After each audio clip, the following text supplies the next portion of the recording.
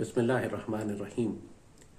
अल्लाहुम्मा सल्लि व सल्लिम व बारिक अला सय्यदिना मुहम्मद व अला आलिहि व अस्हाबिहि व अज़वाजिहि व ज़ुर्रिय्यतिहि अजमईन। सैयदी रसूलुल्लाह ने फरमाया है कि तकदीर को कोई चीज तब्दील नहीं कर सकती सिवाय दुआ के। आज हम तकदीर पर बात करेंगे।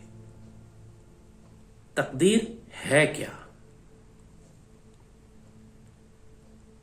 ये बात हमने आपको पहले भी बताई थी कि सैयदी रसूलुल्लाह ने ये बात फरमाई है कि अल्लाह ताला ने इस पूरी कायनात को तख्लीक करने का राज हमें बताया था।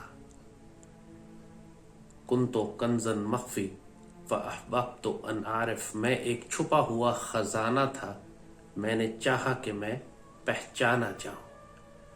और इसीलिए अल्लाह ने इस पूरी कायनात के इस निजाम को तख्लीक किया था। ये भी आपको बताया था कि कुरान पाक में अल्लाह ताला ने लिखा है कि इसने इस पूरी कायनात के निजाम को सित्तत अय्याम में तख्लीक किया। सित्तत अय्याम आमतौर पर इसका तर्जुमा 6 दिन कर दिया जाता है, लेकिन जाहिर है वो तर्जुमा दुरुस्त नहीं है कि जब पूरी कायनात ही वजूद नहीं रखती, सूरज चांद सितारे और जमीन ही नहीं है, कायनात और कहकशां और मिल्की वेज और गैलेक्सीज ही नहीं है, तो फिर 6 दिन का क्या सवाल है? दिन और रात का ताल्लुक तो हमारी इस दुनिया के निजाम से है। वो 6 दिन नहीं थे, वो 6 स्टेजेस थी। उस पर इंशाअल्लाह बात करेंगे।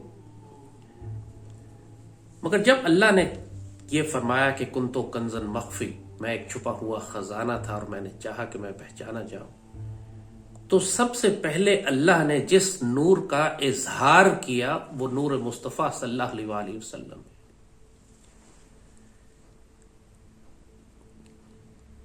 ये हकीकत मोहम्मदिया कहलाती है।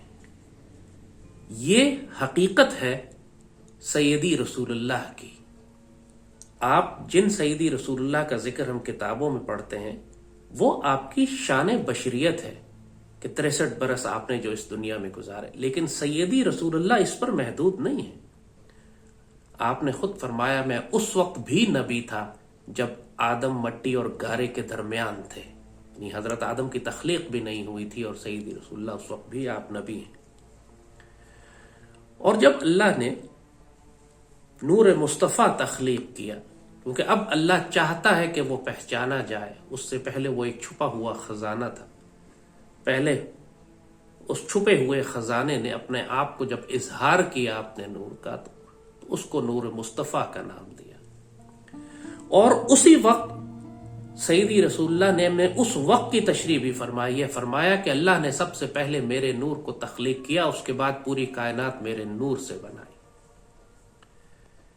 जब अल्लाह ने नूर मुस्तफ़ा की तख्लीक की, फिर नूर मुस्तफ़ा से आइंदा आने वाले तमाम इंसानों की हकीकतों को जाहिर किया। ये हकीकत इंसानिया है। और इस मकाम पर अहदे अलस्त लिया गया, अलस्तो बिरब्बिकुम, क्या मैं तुम्हारा रब नहीं हूं? ये सब वाकयात कुरान में लिखे हुए हैं। इनकी सिर्फ आप तरतीब आपको समझा रहे हैं, वरना लिखा सब कुछ कुरान और हदीस और सुन्नत मुबारक में मौजूद है। और औलिया और फुकरा ने, साहिब नजर साहिब बसीरत बुजुर्गों ने इसकी तशरीह की हुई है। तो अल्लाह छुपा हुआ खजाना था, उसने इजहार किया, उसको नूर मुस्तफ़ा कहा। और नूर मुस्तफ़ा से, सैयदी रसूलुल्लाह के मुबारक नूर से अल्लाह ने तमाम इंसानों की हकीकतों को जाहिर किया, इनका ज़हूर अमल में आया और इस मकाम पर अहदे अलस्त लिया गया।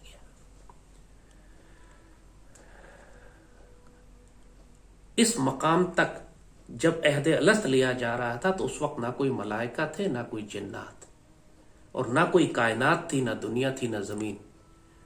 उस वक्त सिर्फ ये वो मकाम है कि जिसका ना अक्ल अहाता नहीं कर सकती, ना इसका कोई वक्त का कोई तयन है कि ये कितने अरब साल पहले का वाकया है, क्योंकि ये चीज मगर चूंकि कुरान में लिखी है इसलिए हकीकत है। पूरी कायनात के ज़हूर से पहले के वाकयात कुरान ने बयान किए।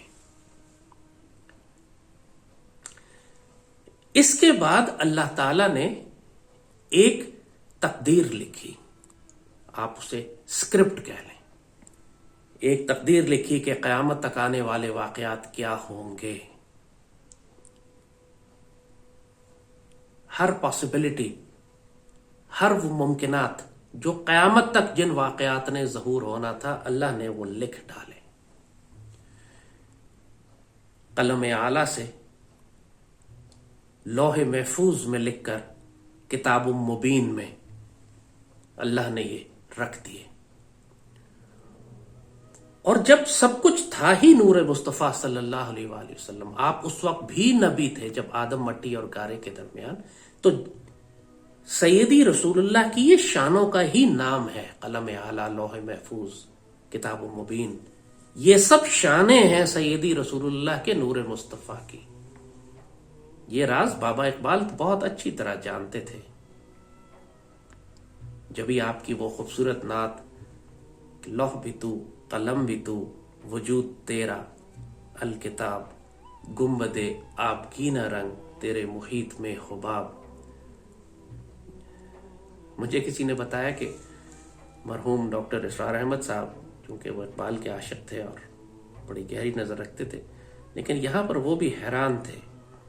کسی نے، شاید انہوں نے کسی سے ذکر کیا جس نے مجھے یہ بات پہنچائی کہ ڈاکٹر اسرار یہاں حیران تھے کہ یہ اقبال نے نعت لکھی ہے یا حمد لکھی ہے، کیونکہ جو صفات بیان کی گئی ہیں وہ تو الہی صفات ہیں، وہ تو اتنے بڑے وجود کی صفات ہیں کہ ایک بشر کی تو ہو ہی نہیں سکتی۔ یہی دقت ہے تھوڑی سی کہ جب آپ سیدی رسول اللہ کو صرف ایک عام بشر سمجھنے لگیں جن کی 63 سالہ حیات مبارک ہے، تو پھر ظاہر ہے بڑی بڑے معاملات کو سمجھنے میں کنفیوژن ہوگی۔ یہ انسان کی بات کریں، انسان بشریت نہیں ہے۔ جب ہم عہد الست کی بات کرتے ہیں تو ہماری حقیقت نے ازل اور ابد سے پہلے نہ جانے کس وقت عہد لیا تھا اللہ سے کہ الستو بربکم، ہم نے کہا تھا بلا، ہم اس وقت موجود تھے، ہمارا جسم موجود نہیں تھا۔ جب ہمارے ساتھ یہ معاملہ ہے تو سیدی رسول اللہ کا معاملہ تو بہت بلند ہے۔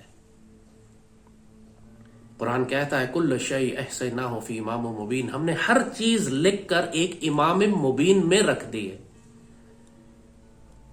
امام مبین کہا، امام مبین کا ترجمہ کتاب نہیں ہے، امام مبین ایک امام اور وجود کا نام ہے۔ کتاب مبین کی جب بات ہوتی ہے تو کھلی کتاب، اس سے مراد بک نہیں ہوتی، اس سے مراد وجود ہوتے ہیں۔ امام سیدی رسول اللہ کی حقیقت کی بات ہو رہی ہے، جس طرح حقیقت انسانیہ کی بات ہو رہی ہے جب عہد الست کی بات ہو رہی ہے۔ اقبال بابا نے جب کہا کہ لوح بھی آپ، قلم بھی آپ، لوح محفوظ بھی آپ ہے، قلم اعلیٰ بھی آپ ہے،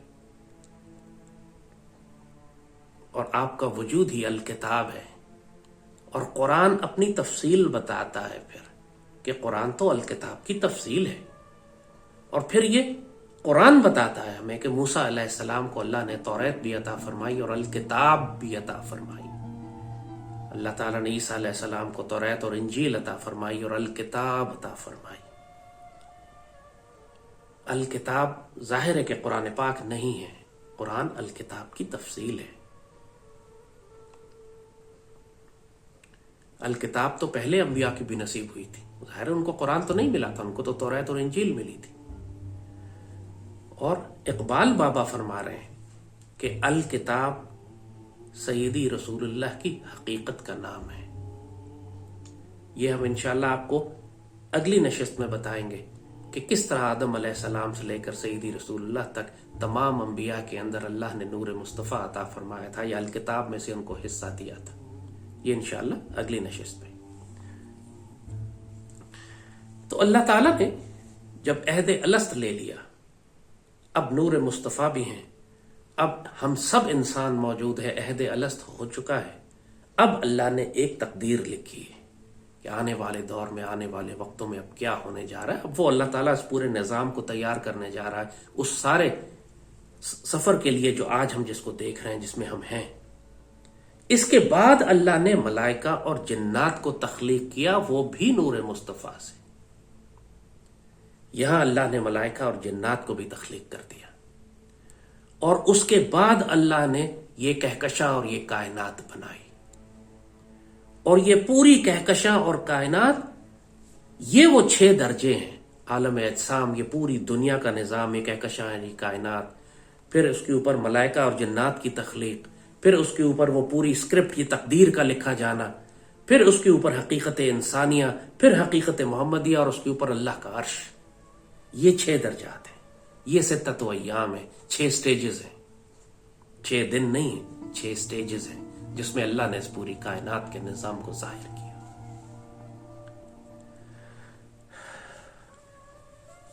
اب اس مقام پر اللہ تعالیٰ فرشتوں سے کہتا ہے کہ میں انی جاعل فی الارض خلیفہ، میں زمین میں خلیفہ بنانے جا رہا ہوں۔ ظاہر ہے اب زمین بن چکی تھی، اب یہ پوری کہکشاں اور کائنات موجود تھی، اس زمین کا ٹیمپریچر درست کر دیا گیا تھا کہ انسان اس پر اتر سکے۔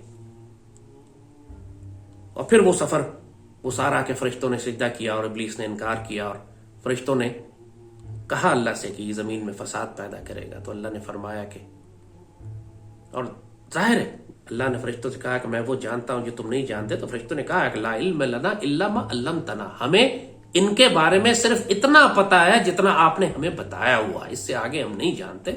کیونکہ اللہ نے جو تقدیر لکھی تھی وہ فرشتوں نے پڑھی، انہوں نے دیکھا کہ دنیا میں فساد ہوگا، دنیا میں جنگیں ہوں گی، فساد ہوگا، انہوں نے کہا مالک یہ تو خون بہائے گا زمین میں جا کے۔ اللہ نے کہا میں اور باتیں بھی جانتا ہوں، اس کے علاوہ معاملات اور ہیں۔ ظاہر فرشتوں کو اللہ نے وہ نہیں بتائے تھے کہ اللہ کیا راز اب اس انسان کو دینے جا رہا ہے۔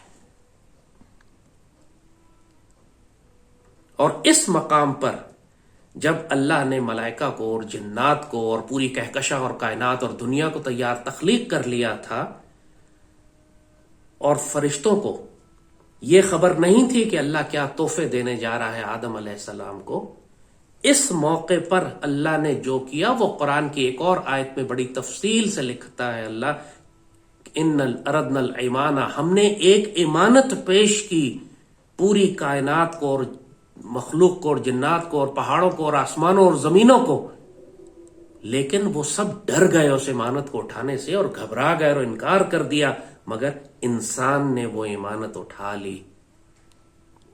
قرآن میں پوری آیت ہے اس حوالے سے، وہ کون سی امانت ہے جو اللہ نے پوری کائنات میں زمینوں اور آسمانوں کو پیش کی، لیکن سب نے اس کو دیکھتے ہی انکار کر دیا، مالک ہم یہ بوجھ نہیں اٹھا سکتے، مگر انسان نے وہ بوجھ اٹھا لیا۔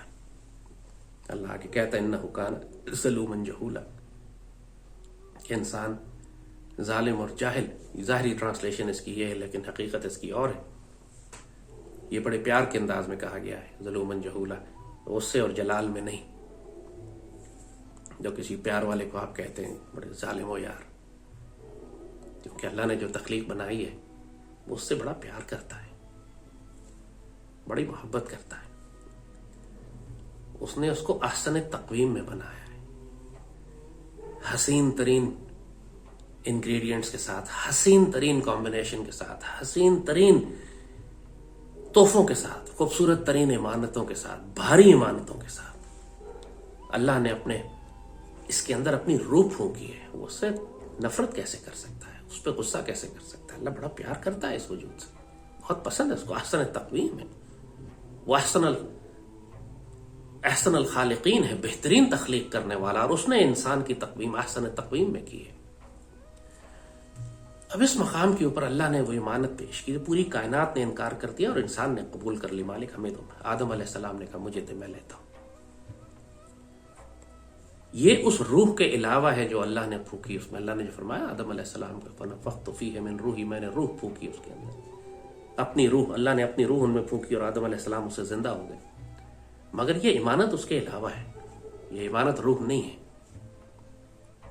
امانت تو اس چیز کو کہتے ہیں کہ جس کا مالک کوئی اور ہو اور وہ آپ کو دے استعمال کرنے کے لیے، اختیار آپ کو دے، اپنا اختیار کہ آپ اس کو استعمال کریں، وہ اختیار جو اس امانت کے مالک کا ہے، ہمارے رب کی ملکیت ہے وہ، اس نے اپنا اختیار انسان کو دیا، اور یہی وہ اختیار تھا جس کو لینے سے کائنات گھبرا گئی کہ ہم نہیں کر سکتے۔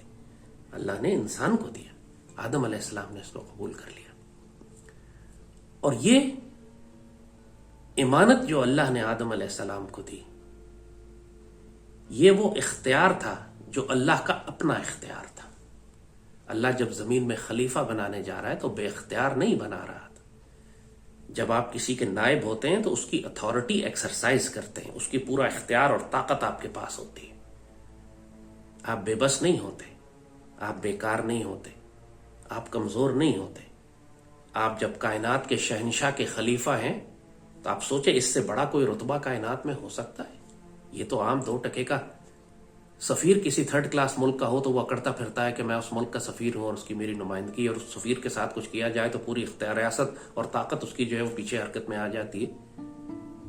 اور یہاں تو اللہ فرما رہا ہے کہ میں زمین میں اپنا خلیفہ بنا رہا ہوں، میں نے اپنی روح پھونکی ہے اس کے اندر، اور میں اس پر اپنی امانت دی ہے، میں نے اس کو جو کائنات میں کوئی نہ اٹھا سکا وہ انسان نے اٹھا لی۔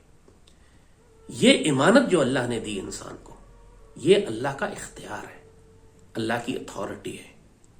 یہ اللہ کا بندہ جو ہوتا ہے وہ اللہ کی اتھارٹی ایکسرسائز کرتا ہے دنیا میں۔ یہ تو عام گفتگو ہے کہ خلیفۃ اللہ جو ہوتے ہیں دنیا میں وہ اللہ کے نائب ہوتے ہیں، سیدی رسول اللہ کے نائب ہوتے ہیں، اور وہ زمین پر اللہ کا سایہ ہوتے ہیں۔ وہ زمین پر اللہ تعالیٰ کی اتھارٹی ہوتے ہیں، اللہ کے احکامات کو نافذ کرتے ہیں، وہ فیصلہ کرتے ہیں اللہ کی جانب سے کہ دنیا میں کیا معاملات کیے جائیں گے، کس نے زندہ رہنا ہے، کسے قتل کرنا ہے، کس کو آباد کرنا ہے۔ جو شریعت نافذ کرنے کے تقاضے ہیں وہ ایک سیدی رسول اللہ کا غلام، ان کا خلیفہ، ان کی جانب سے دیا گیا اختیار جو کہ اللہ کا اختیار ہے، وہ دنیا میں نافذ کرتا ہے۔ یہ وہ اختیار اللہ نے جب دیا ہے اس انسان کو، اب اس کے بعد آدم علیہ السلام کو دنیا میں بھیج دیا گیا۔ اور ایک بات آپ نوٹ کریں گے کہ اللہ نے جب آدم علیہ السلام کو دنیا میں بھیجا تو یہ پوری کائنات بن چکی تھی، دنیا اس قابل تھی کہ اس میں انسان آ کے رہے، اور انسان اس دنیا میں نہیں پیدا ہوا۔ آدم علیہ السلام کو اللہ نے اس دنیا میں نہیں پیدا کیا، آدم علیہ السلام کو اللہ نے کسی ایسے مقام پر پیدا کیا جس کے نزدیک اللہ کا عرش تھا۔ ظاہر ہے وہ جنت بھی نہیں تھی۔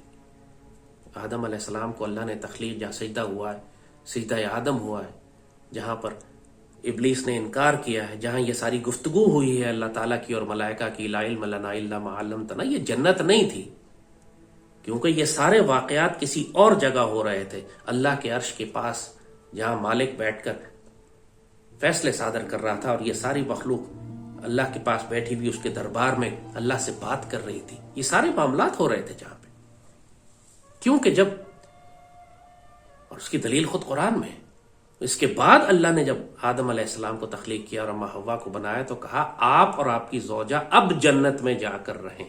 اس سے پہلے وہ جنت میں نہیں تھے، اس سے پہلے وہ اللہ کے عرش کے پاس تھے، اللہ کے دربار میں تھے، ان کو جنت میں بھیجا گیا بعد میں، پھر وہ جنت میں جا کے رہنا شروع ہو گئے، اور وہ کہا گیا کہ آپ نے جنت میں رہنا ہے، اور لا تقرب هذا الشجر، اس شجرہ کے نزدیک آپ نے نہیں جانا۔ وہ بعد میں بات کریں گے کہ وہ شجر کی حقیقت کیا ہے، اور شیطان کس طرح جنت میں جا کر ان کو بہکانے میں کامیاب ہوا، اس کی حقیقت کیا ہے۔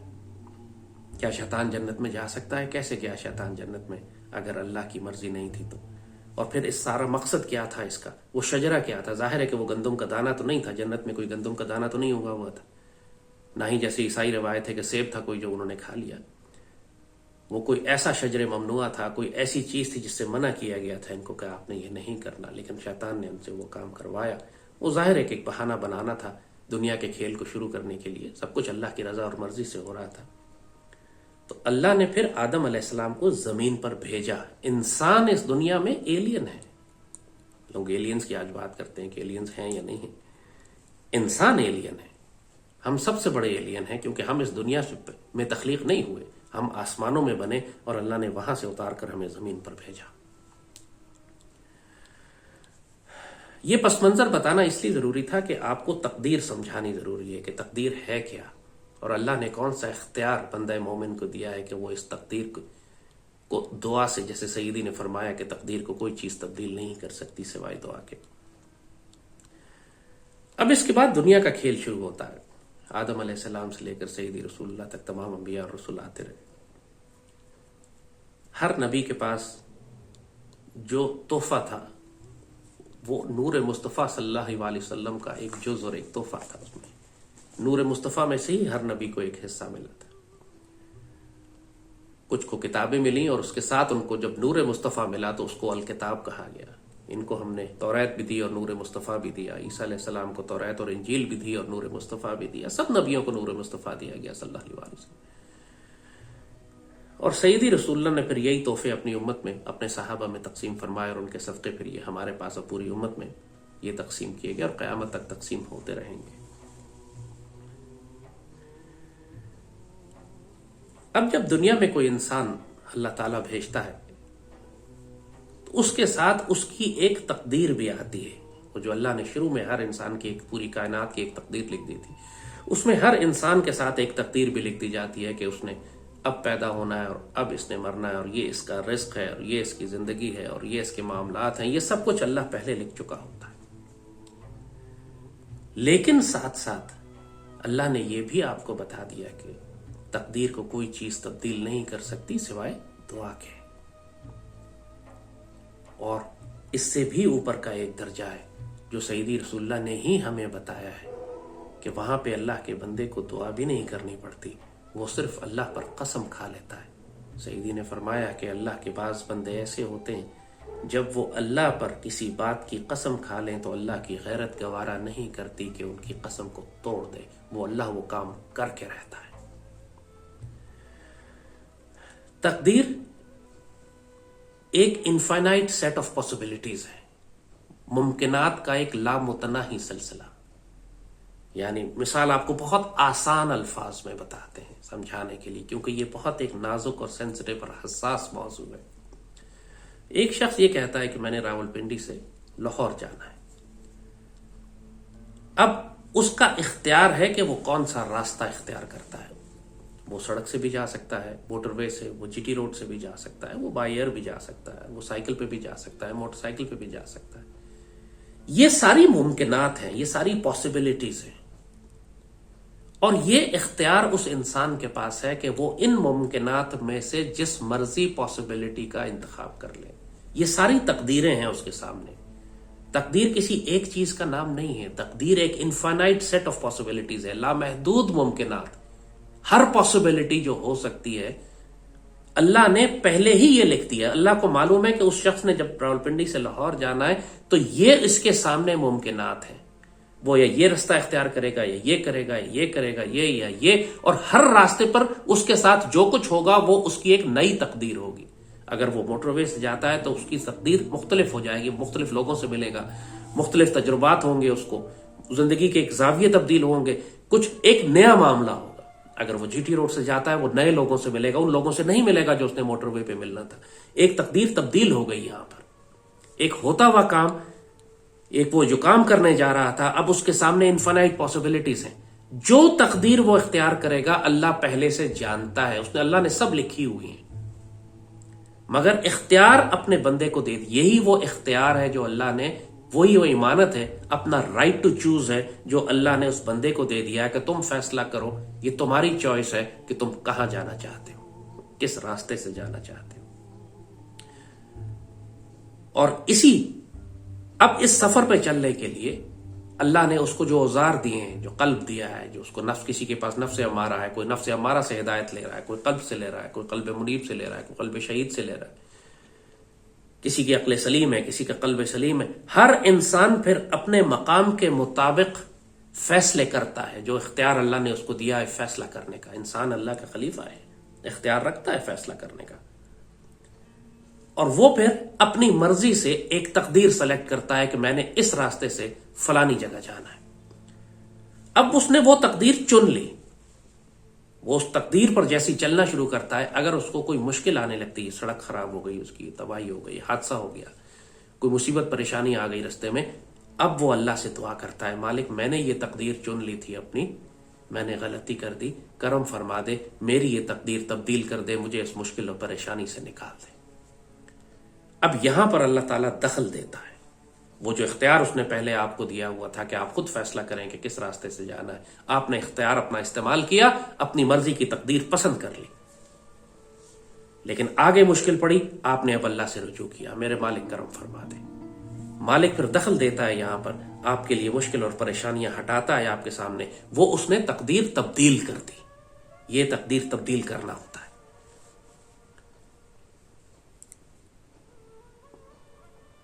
تاریخ اسلام میں ہزاروں واقعات آپ کو ایسے ملیں گے کہ جب مسلمانوں نے کوئی فیصلہ کیا اور آگے مشکل اور پریشانی آئی، تو فوراً وہیں پر اللہ سے رجوع کیا اور میرے مالک کرم فرما دے. جنگ بدر کا موقع سیدی رسول اللہ نے خود ثابت کیا اپنی سنت مبارکہ. جنگ بدر کا موقع آتا ہے، سامنے 1000 کفار ہیں، ادھر سیدی رسول اللہ ہے. فیصلہ کر لیا ہے ہم نے مسلمانوں نے کہ ہم نے یہ راستہ اختیار کرنا ہے، ہم نے تصادم کرنا ہے، ہم قافلے کے پیچھے نہیں جائیں گے، ہم تصادم کریں گے مشرکین کے ساتھ. اب ظاہر ہے کہ ایک ڈیفیکلٹ فیصلہ ہے، 313 مسلمان ہیں، وسائل نہیں ہیں. اب یہاں پر جب فیصلہ ہو چکا، ایک تقدیر کا فیصلہ کر لیا کہ ہم نے دشمن سے ٹکرانا ہے، لیکن اب تقدیر سے پہلے دعا کا وقت ہے. سیدی رسول اللہ ساری رات دعا فرماتے ہیں، اور آپ کے الفاظ دیکھیے کیا ہے. میرے مالک، آج یہ جماعت، جس کا مفہوم ہے کہ میرے مالک آج یہ چھوٹی سی جماعت آپ کی راہ میں کھڑی ہوئی ہے کفار سے مقابلہ کر.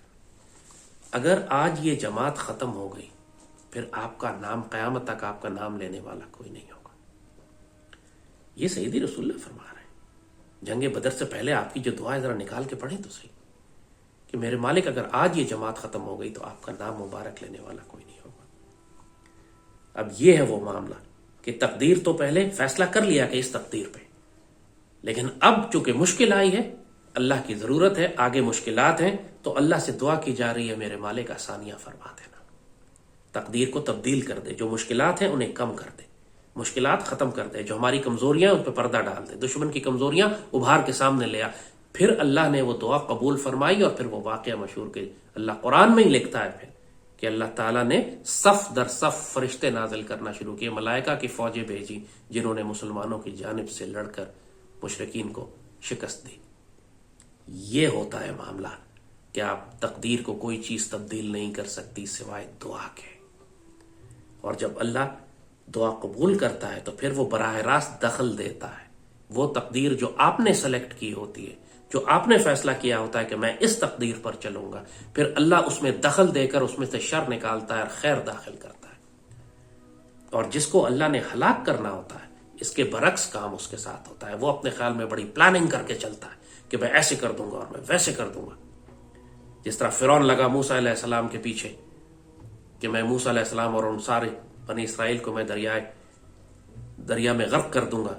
اور موسیٰ علیہ السلام اور ان کی فوجیں تھیں، جب ان کے غریب مسکین لوگ ان کے ساتھ جب وہ دریا کے کنارے پہنچے تو آگے دریا، پیچھے فرعون. تو فرعون نے کہا اب تو میں نے گھیر لیا ان کو. سارا واقعہ بھی قرآن میں لکھا ہوا. تو موسیٰ علیہ السلام کو اللہ نے کہا کہ آپ چھڑی ماریں، دریا کھل گیا، اپنے ساتھیوں کو لے کے اندر چلے گئے. فرعون تو یہی سمجھ رہا تھا کہ جو اس نے تقدیر فیصلہ کیا، جو اس نے مخالفت کا اور دشمنی کا جو فیصلہ کیا، جو اس نے تقدیر چنی ہے اپنے لیے کہ میں موسیٰ علیہ السلام کی مخالفت کروں گا، اب وہ کامیاب ہو گیا. لیکن اللہ نے پھر دخل دیا وہاں پہ نا. موسیٰ علیہ السلام نے اللہ سے دعا کی، اللہ نے کہا بسم اللہ، فکر نہ کرو، ہم سنبھال لیں گے اس معاملے کو. اور اللہ موسیٰ علیہ السلام اور ان کے ساتھیوں کو دریا میں سے گزارا. موسیٰ علیہ السلام سے کہا فکر نہ کرو، انی معکم اسمع و ارى، شروع میں جو اللہ نے کہا تھا میں ساتھ ہوں، دیکھ رہا ہوں، سمجھ رہا ہوں، فکر نہ کرو. فرعون کے معاملے میں نے چھوڑا نہیں آپ کو. یہی ہوا، پھر اللہ نے دخل دیا، موسیٰ علیہ السلام کو بچایا، فرعون کو غرق کیا. فرعون نے جو تقدیر چنی تھی، جو سمجھ رہا تھا کہ جو اس کی تقدیر ہے، اللہ نے دخل دے کر اس کو روک کر اس کو وہاں ہلاک کر دیا. تقدیر کو کوئی چیز نہیں بدل سکتی سوائے دعا کے. حضرت عمر رضی اللہ تعالیٰ عنہ کے وقت کے دور میں آپ شام جانا چاہتے تھے. بیت المقدس شریف آزاد ہو چکا تھا، شام میں مسلمان فوجیں تھیں. حضرت ابو عبیدہ ابن جراح، حضرت خالد بن ولید، بڑے بڑے صحابہ شام میں تھے. حضرت عمر چاہتے تھے کہ شام کا ایک دورہ کیا جائے. آپ مدینے سے نکلے شام کے سفر کے لیے، تو راستے میں آپ کو اطلاع ملی کہ شام میں طاعون پھیل گیا ہے، بیماری پھیل گئی ہے، پلیگ. اب سیدنا عمر وہاں پہ رک گئے. بہت سارے صحابہ کی رائے تھی کہ آگے سفر کیا جائے یا نہ سفر کیا جائے. وہی بات، بہت سو کا مشورہ تھا کہ جو اللہ کی مرضی ہے آپ جائیں، اپنا کام کریں، جو ہونا ہے دیکھا جائے گا. تو سیدنا عمر نے فرمایا نہیں، میں آگے نہیں جاتا، میں یہیں سے واپس لوٹ جاؤں گا مدینے کی جانب. تو کسی صحابی نے آپ سے سوال کیا کہ کیا آپ اللہ کی تقدیر سے بھاگ رہے ہیں؟ تو سیدنا عمر نے جواب دیا کہ میں اللہ کی ایک تقدیر سے اللہ کی دوسری تقدیر کی جانب جا رہا ہوں. اللہ اکبر وللہ الحمد. اتنی حیرت انگیز حکمت سیدنا عمر نے یہاں تقدیر کے حوالے سے سمجھائی کہ اللہ کی ایک تقدیر سے دوسری تقدیر کی جانب جا رہا ہوں. جیسے بات آپ کو کہی تھی کہ ایک جگہ سے دوسری جگہ جانے کے کئی راستے ہو سکتے ہیں اور وہ سب تقدیر ہے. اللہ کو سب پتا ہے کہ آپ اس میں سے کون سا راستہ اختیار کر سکتے ہیں، اور ہر راستے پہ جو کچھ ہونا ہے اللہ کو پہلے معلوم ہے اور پہلے مکتوب ہے، لکھا ہوا ہے. اسی لیے کہتا ہے کہ انسان جو بھی کام کرے اللہ کو پہلے ہی معلوم ہے، پہلے ہی تو معلوم ہے. اس لیے کہ آپ جو کر سکتے ہیں، جو پاسبلٹیز آپ کی ہیں، وہ اللہ کو پہلے معلوم ہے. لیکن اللہ نے آپ کو اختیار بھی دیا ہے کہ ان پاسبلٹیز میں سے جس مرضی پاسبلٹی کو آپ چاہیں آپ چنیں، اور تاکہ آپ ذمہ دار ہوں. انسان اپنے اچھے برے کا خود ذمہ دار. اگر سبھی کچھ اللہ نے کرنا ہے پھر انسان کا حساب کتاب کیوں؟ یہ سوال صحابہ کرام نے بھی سیدی رسول اللہ سے کیا. سیدی رسول اللہ نے فرمایا کہ ہر انسان یا شقی ہے، جہنم میں جائے گا یا جنت میں جائے گا. اور اللہ کو معلوم ہے یہ بات. اس کا مفہوم کم و بیش اسی طرح صحابہ نے فرمایا سیدی پھر ہم عمل کیوں کریں جب اللہ کو سب معلوم ہے کہ ہم نے جنت میں جانا ہے یا جہنم میں جانا ہے، اور ہم اس وقت آپ کے ساتھ ہیں، پھر عمل کرنے کی ضرورت ہی نہیں ہے، پھر ہم عمل کس لیے کریں؟ آپ نے فرمایا نہیں، اس کا مفہوم ہے عمل کرو. جس نے جنت میں جانا ہے اللہ اس کو نیک کاموں کی توفیق دیتا جائے گا، اس کے لیے راستے بناتے جائے گا، اس کی تقدیر میں لکھتا جائے گا کہ وہ خیر کی جانب کام کرتا جائے. اور جس نے جہنم میں جانا ہوگا اللہ اس کو نیک کاموں کی توفیق نہیں دے گا، وہ برائیوں کی جانب دھکیلا جائے گا، اور وہ گناہ اور برائیاں کرتا جائے گا حتیٰ کہ وہ جہنم میں جا کے پہنچ جائے.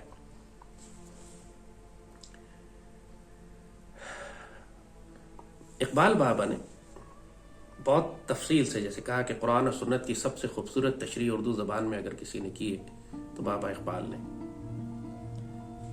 تقدیر کے حوالے سے بابا اقبال نے کثرت سے کثیر باتیں کی، بہت سارے اشعار ان کے ہیں، لیکن ہم بہت ظاہر ہے سب کو تو نہیں، کچھ چند ایک اشعار کو لے کے آپ کو مفہوم واضح کرتے ہیں. وہ جو ایک سب سے مشہور شعر ہے کہ خودی کو کر بلند اتنا کہ ہر تقدیر سے پہلے خدا بندے سے خود پوچھے بتا تیری رضا کیا ہے. اب آپ کو اس شعر کا مفہوم سمجھ آنے لگے گا. اسکول کالج میں تو ہم صرف بیت بازی کے مقابلے جیتنے کے لیے یا دوسروں کو متاثر کرنے کے لیے شعر یاد کرتے تھے، لیکن اب معرفت کی حقیقت کے ساتھ اس کو سمجھیے. خودی کو کر بلند اتنا، یعنی اب اپنی حقیقت کو، حقیقت انسانیہ کو، اپنی معرفت کو اس مقام پر لے کر آؤ. سیدی رسول اللہ سے ایسا تعلق قائم کرو. اللہ تمہیں ایسے مقام پر لے کر آئے کہ تمہارا رب خود تم سے پوچھے کہ بتاؤ تمہاری تقدیر کیا ہے. کہ ہر تقدیر سے پہلے خدا تو بندے سے خود پوچھے بتاؤ کیا چاہتے ہو. وہ جو آپ دعا کرتے ہیں وہ آپ اللہ کو درخواست دے رہے ہیں، اپلیکیشن دے رہے ہیں نا، مالک میں یہ چاہتا ہوں، مالک کرم فرما دے. یہ ایک درجہ ہے. وہی سیدی نے فرمایا تقدیر کو کوئی چیز نہیں بدل سکتی سوائے دعا کے. آپ دعا کریں تبدیل کروا لیں. یہ کانفیڈنس آپ کو ہونا چاہیے. اب سوچیں کہ کتنی بڑی طاقت آپ کو دی جا رہی ہے اگر انسان کو یہ احساس ہو جائے کہ وہ اپنے اللہ سے سیدی رسول اللہ کے صدقے دعا کر کے اپنی تقدیر تبدیل کروا سکتا ہے. لیکن بات یہاں رکی نہیں، اس سے اوپر بھی معاملہ ہے. اللہ نے تحفے اس سے زیادہ بھی دیے ہیں. شکوہ تقدیر یزدہ کیوں، تو خود تقدیر یزدہ کیوں نہیں؟ اقبال بابا سوال کرتے ہیں. تم شکوہ کرتے ہو تقدیر یزدہ، اللہ تعالیٰ نے تقدیر میری ایسی لکھی تھی، میرا نصیب ایسا تھا، میری تقدیر میں ایسا لکھا تھا. تو اقبال بابا اس پر اعتراض کرتے ہیں تم خود کیوں نہیں ہو اللہ کی تقدیر، تو خود تقدیر یزدہ کیوں نہیں؟ تقدیر کے پابند جمادات و نباتات، مومن فقط احکام الہی کا ہے پابند. جو تقدیر کے پابند ہیں وہ کیڑے مکوڑے اور درخت اور چڑیاں اور پہاڑ ہیں. مومن تقدیر کا پابند نہیں ہے. مومن فقط احکام الہی کا ہے پابند. آج کل فتنوں کے دور میں یہ بہت زیادہ عام ہو گیا ہے کہ لوگ نجومیوں کے پاس اور ایسٹرولوجرز کے پاس اور ستارہ شناسوں کے پاس جا کے اپنی تقدیر کا حال جاننا چاہتے ہیں کہ میرے نصیب میں کیا لکھا ہے اور آگے کیا ہوگا اور یہ کیا ہوگا.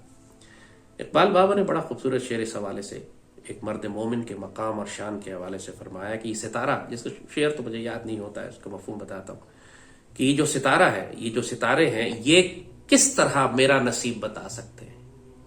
ان ستاروں میں یہ صلاحیت ہی نہیں ہے کہ یہ بتائیں کہ میری تقدیر اور میرا نصیب کیا ہے. ستارے تو خود کائنات کی تاریکی میں خوار و زبو و ذلیل و خوار ہوتے پھر رہے.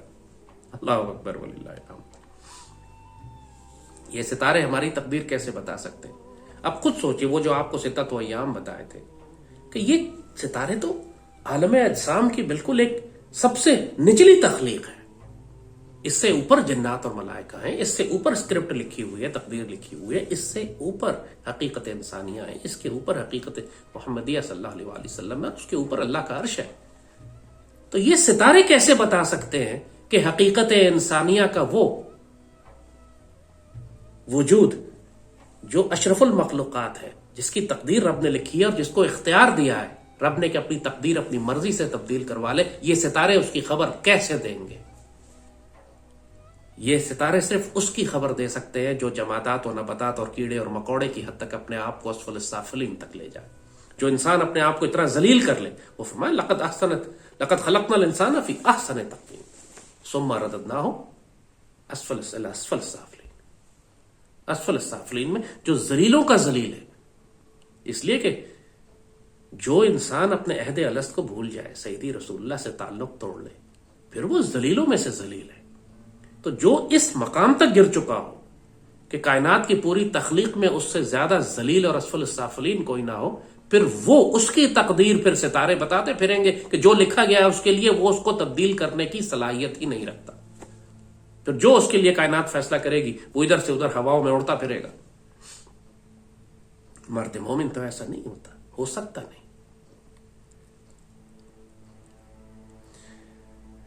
وہ خود تقدیر یزداں ہوتا ہے، اس کی ہاں اور نہ میں دنیا کے فیصلے ہوتے ہیں۔ وہ قسم کھا لیتا ہے اللہ پہ تو اللہ کی غیرت گوارا نہیں کرتی کہ اس کی قسم کو توڑ دے۔ اس کو کوئی مشکل نظر آتی ہے اور رب سے اپنی مرضی کی دعا کر کے تبدیل کروا لیتا ہے۔ یہ اختیار ہے اس کا، یہ وہ خلیفۃ الرسول ہے، وہ اللہ کا نائب ہے اس دنیا میں، اللہ کی امانت رکھتا ہے اپنے پاس، اللہ نے اس کو اختیار دیا ہوا ہے۔ یہ حقیقت انسانیہ، یہ انسان کا مقام ہے احسن تقویم کا۔ کوئی انسان جب اپنے آپ کو ذلیل کرنے میں آتا ہے تو پھر وہ اسفل السافلین پہ جائے، لیکن بندہ مومن کا یہ مقام تو نہیں ہے۔ تقدیر کے پابند جمادات و نباتات، مومن فقط احکام الہی کا ہے پابند۔ اور یہاں پہ پھر بابا اقبال نے وہ کائنات کا ازلی ابدی راز دیا تھا کہ محمد سے وفا تو نے تو ہم تیرے ہیں۔ سیدی رسول اللہ سے وفا تو کرو نا، کہ محمد سے وفا تو نے تو ہم تیرے ہیں، یہ جہاں چیز ہے کیا لوح و قلم تیرے ہیں۔ اب آپ کو سمجھ آئے گا کہ یہاں لوح و قلم سے کیا مراد ہے۔ تم کائنات کی بادشاہی کی بات کرتے ہو، ہم تمہیں یہ اختیار دے رہے ہیں کہ تم اپنی مرضی کی تقدیر، اپنی اور اوروں کی تقدیر لکھ سکو۔ لوح و قلم تیرے ہیں، لکھو جو مرضی لکھنا چاہتے ہو، لیکن شرط یہ ہے کہ سیدی رسول اللہ سے وفاداری کرو۔ شرط یہ ہے کہ حقیقت انسانیہ کو حقیقت محمدیہ میں گم کر دو۔ شرط یہ ہے کہ اپنے آپ کو سیدی رسول اللہ میں فنا کر دو۔ شرط یہ ہے کہ تم اشد حب للہ کی شرط پوری کرو کہ جو لوگ ایمان لاتے ہیں وہ شدید ترین محبت سیدی رسول اللہ سے کرتے ہیں۔ شرط یہ ہے کہ تم نفس امارہ کو قابو کر کے قلب شہید تک جاؤ، اور شرط یہ ہے کہ تم سیدی رسول اللہ کے نائب اور انبیاء صدیقین شہداء اور صالحین کے مقام پر پہنچو، تاکہ تم اس قابل ہو کہ وہ درخواست پیش کر سکو اپنے مالک کو کہ مالک خدا بندے سے خود پوچھے بتا تیری رضا کیا۔ اللہ خود پوچھے چاہتے کیا بول۔ جب آپ نماز پڑھتے ہیں نا، آپ کو پتا ہے آپ کرتے کیا ہے؟ سیدی رسول اللہ نے فرمایا کہ نماز مومن کی معراج ہے۔ نماز مومن کی معراج ہے۔ اس کا مفہوم جانتے ہیں؟ معراج پہ کیا ہوا تھا؟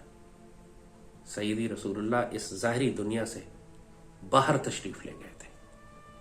سیدی رسول اللہ اس ظاہری دنیا سے، اب آپ کو ستۃ ایام چونکہ واضح کر دی ہیں، اب آپ کو ایگزیکٹ سمجھ آئے گا کہ معراج پہ ہوا کیا تھا۔ سیدی رسول اللہ جب براق پر بیٹھ کے پہلے تو بیت المقدس شریف تشریف لے گئے، وہاں تمام انبیاء تشریف لائے، جماعت کی نماز ہوئی، اور پھر وہ گنبد الصخرہ جو ہے، وہ جو ڈوم جو بنا ہوا ہے جہاں چٹان ہے جس کے اوپر سے براق پرواز کر کے اوپر کی جانب اٹھے، اور وہاں پوری جدار براق بھی ہے، براق وال ہے بنی ہوئی پوری مسجد اقصیٰ کی جانب، جس کے نیچے وہ یہودی روتے پھرتے ہیں اپنا ویلنگ وال جسے وہ کہتے ہیں، اصل میں وہ حضرت براق کی مطلب وہ مبارک گھوڑے براق کی وہ دیوار جہاں پہ اترے تھے، اور اس کے بعد وہاں سے چٹان سے اوپر گئے۔ براق پر بیٹھ کے سیدی رسول اللہ پہلے اس عالم اجسام سے باہر نکل گئے تھے، ورلڈ آف دا باڈیز سے، یعنی جو پوری کائنات تخلیق کی گئی تھی، سیدی رسول اللہ اس سے باہر نکل گئے تھے۔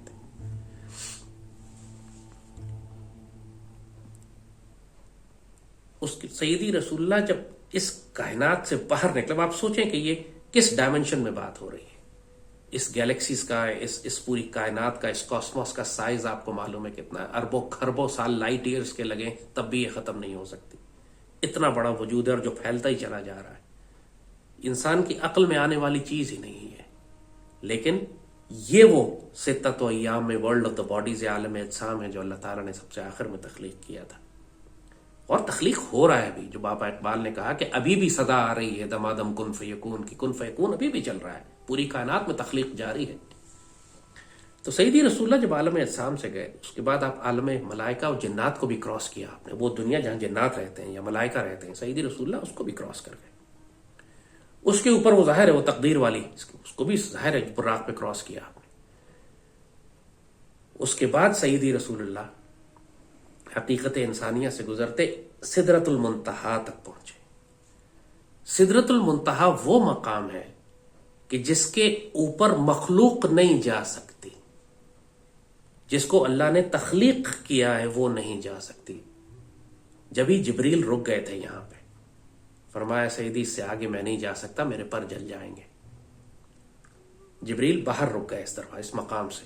سیدی رسول اللہ اس سے آگے تشریف لے گئے، اور وہاں آپ نے سب سے پہلے داخل ہو کر کیا فرمایا؟ التحیات للہ والصلوات والطیبات، اللہ اکبر وللہ الحمد. اب آپ کو سمجھ آئے گا کہ التحیات میں آپ کیا پڑھتے. آپ نے التحیات، اللہ تعالیٰ کو جیسے ہی آپ داخل ہوئے اللہ کے دربار میں، آپ نے اللہ کو گریٹ کیا. اللہ کے عرش پہ جب آپ داخل ہوئے تو آپ نے فرمایا التحیات للہ والصلوات والطیبات. آگے اللہ نے فرمایا السلام علیکہ یا نبی ورحمۃ اللہ وبرکاتہ. اور پھر سیدی رسول اللہ نے فرمایا کہ السلام علینا وعلی عباد اللہ الصالحین، اور السلامتی ان تمام اللہ کے بندوں پہ بھی ہو کہ جو سیدی رسول اللہ کی امت میں سے اس مقام تک پہنچیں گے. اور پھر وہ وہاں اللہ سے ان کا کلام اور تحفے اور بات چیت اور راز و نیاز کی باتیں بہت ساری، اور پھر واپسی کا سفر.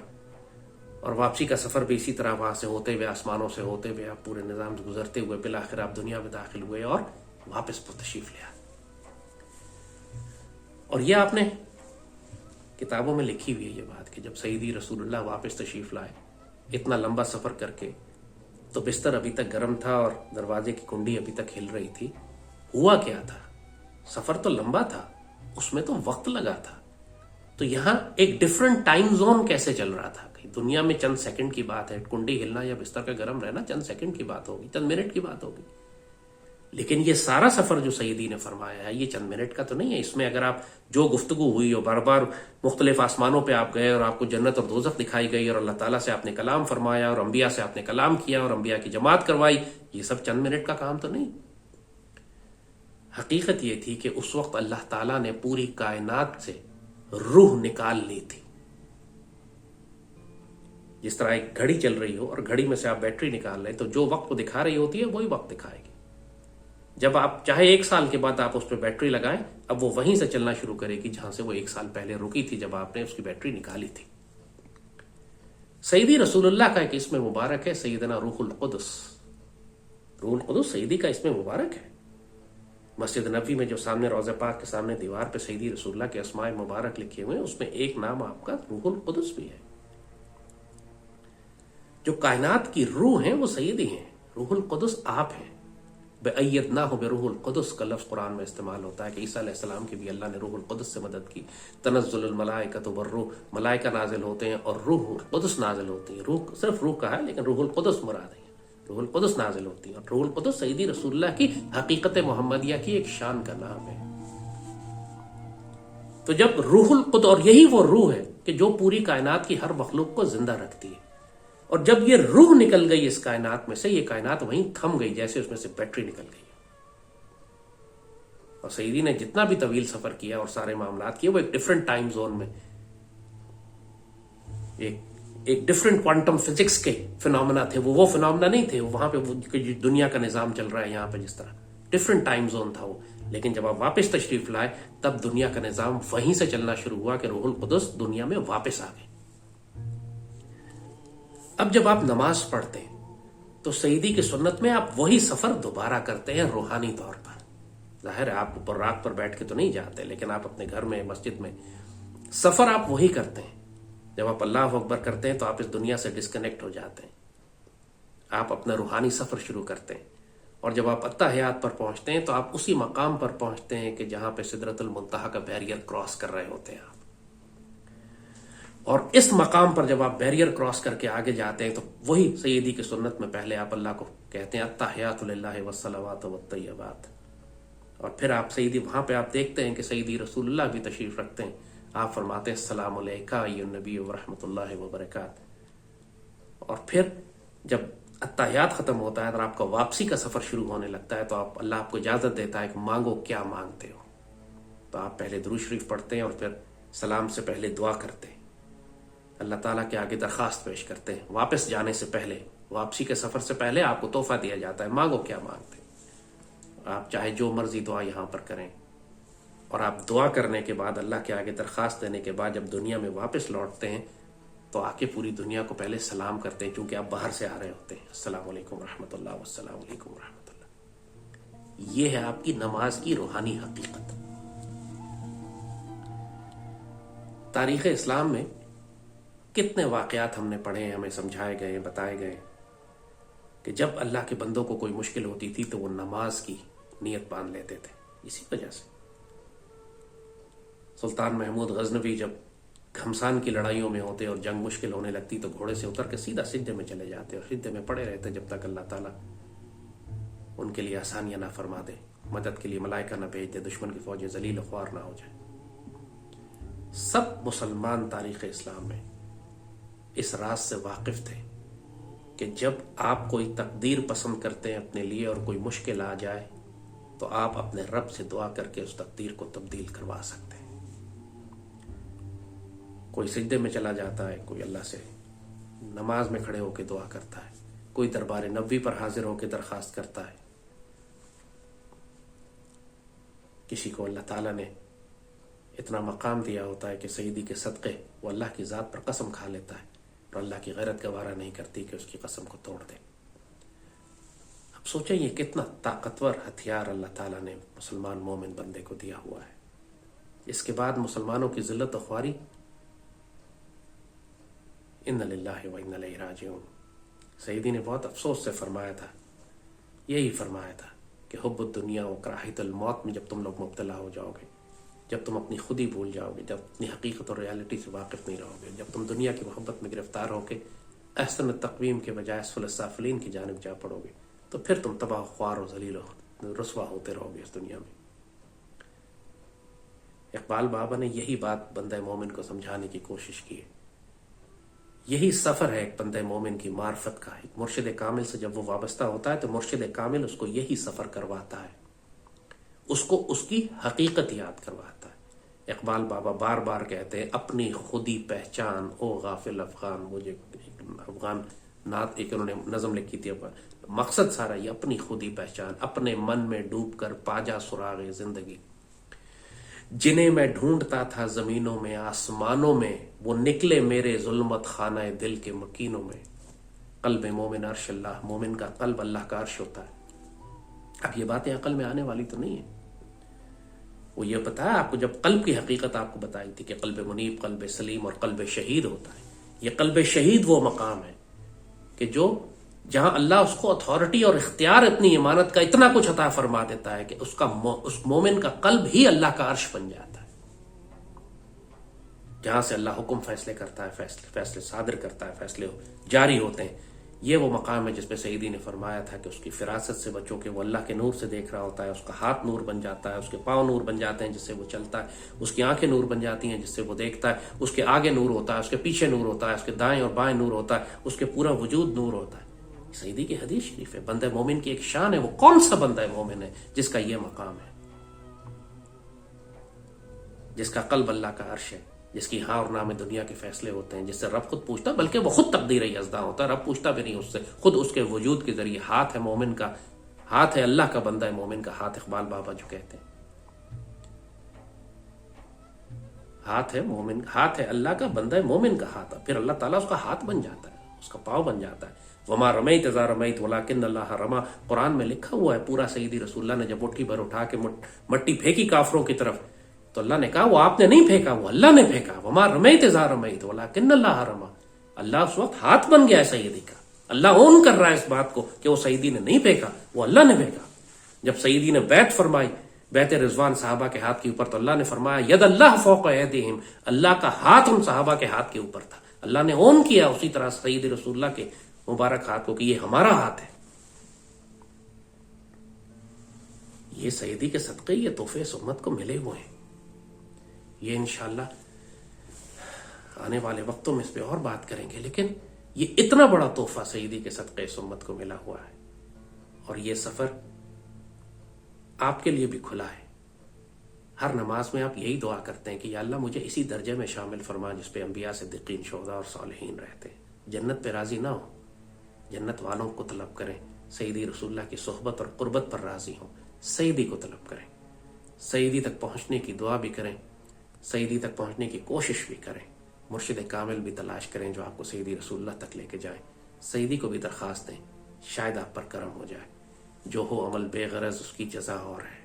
حور و خیام سے گزر، بادہ و جام سے گزر. اور اتنا اعتماد اپنے رب پہ رکھیں، اتنا کانفیڈنس رکھیں اپنے رب کے اوپر کہ انشاءاللہ جب آپ اپنے رب کے آگے درخواست پیش کریں، یہ اعتماد رکھیں کہ انشاءاللہ وہ ریفیوز نہیں کرے گا. اللہ اپنے بندے سے اپنے گمان کے مطابق سلوک کرتا ہے. جو انسان یہ سمجھتا ہے کہ اللہ اس کی سنے گا ہی نہیں، پھر اللہ اس کی نہیں سنے گا. اور جو انسان یہ سمجھتا ہے کہ اللہ کیوں نہیں سنے گا، پھر اللہ کی غیرت گوارا نہیں کرتی کہ اس بندے کی نہ سنے. وہ لاج رکھنے والا ہے، پیار کرنے والا ہے. اللہم صلی وسلم وبارک علی سیدنا محمد وعلی آلہ وصحبہ وسلم.